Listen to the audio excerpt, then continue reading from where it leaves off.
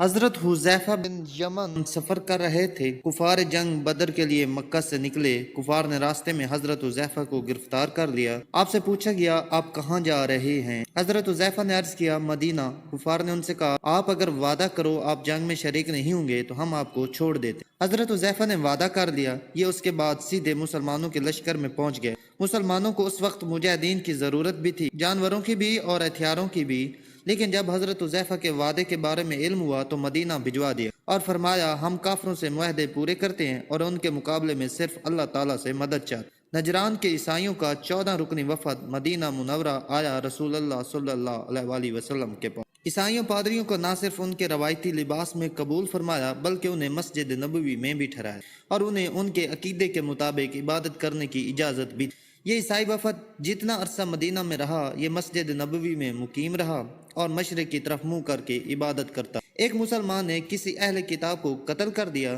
آپ نے مسلمانوں کے خلاف فیصلہ دیا اور یہ مسلمان قتل کے جرم میں قتل کر دیا۔ حضرت سعد بن عبادہ نے فتح مکہ کے وقت مدنی ریاست کا جھنڈا اٹھا رکھا تھا۔ یہ مکہ میں داخل ہوتے وقت جذباتی ہو گئے اور انہوں نے حضرت ابو سفیان سے فرمایا آج لڑائی کا دن ہے، آج کفار سے جی بھر کر انتقام لیا جائے۔ رحمت للعالمین نے سنا تو ناراض ہو گئے، ان کے ہاتھ سے جھنڈا لیا، ان کے بیٹے کیس کے سپرد کر دیا۔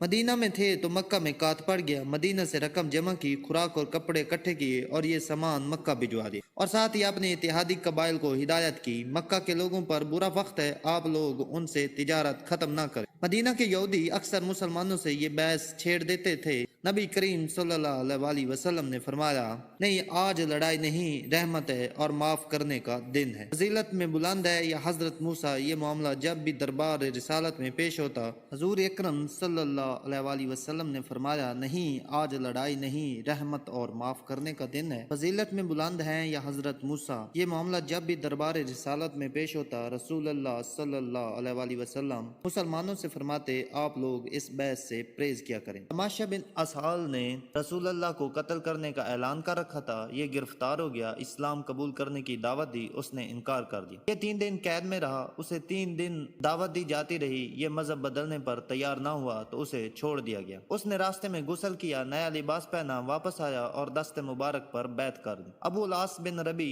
رحمت للعالمین کے داماد تھے، رسول اللہ کی صاحبزادی حضرت زینب ان کے عقد میں تھی۔ یہ کافر تھے، یہ تجارتی قافلے کے ساتھ شام سے واپس مکہ جا رہے تھے۔ مسلمانوں نے قافلے کا مال چھین لیا، یہ فرار ہو کر مدینہ آ گئے اور حضرت زینب کے گھر پناہ لے لی۔ زادی مشورے کے لیے بارگاہ رسالت میں پیش ہو گئیں۔ رسول اللہ نے فرمایا ابو العاص کی رہائش کا اچھا بندوبست کرو اگر وہ تمہارے قریب نہ آئے، کیونکہ تم اس کے لیے حلال نہیں ہو۔ حضرت زینب نے عرض کیا ابو العاص اپنا مال واپس لینے آیا ہے۔ مال چھیننے والوں کو بلایا اور فرمایا گیا یہ مال غنیمت ہے اور تم اس کے حقدار ہو، لیکن اگر تم مہربانی کر کے ابو العاص کا مال واپس کر دو تو اللہ تعالیٰ تمہیں اجر دے گا۔ صحابہ نے مال فوراً واپس کر دیا۔ ملاحظہ کیجئے حضرت زینب قبول اسلام کی وجہ سے مشرق خاوند کے لیے حلال نہیں تھی، لیکن رسول اللہ صلی اللہ علیہ وآلہ وسلم نے داماد کو صاحبزادی کے گھر سے نہیں نکالا، یہ ہے شریعت۔ حضرت عائشہ نے ایک دن رسول اللہ صلی اللہ علیہ وآلہ وسلم سے پوچھا زندگی کا مشکل ترین دن کون سا تھا؟ فرمایا وہ دن جب میں طائف گیا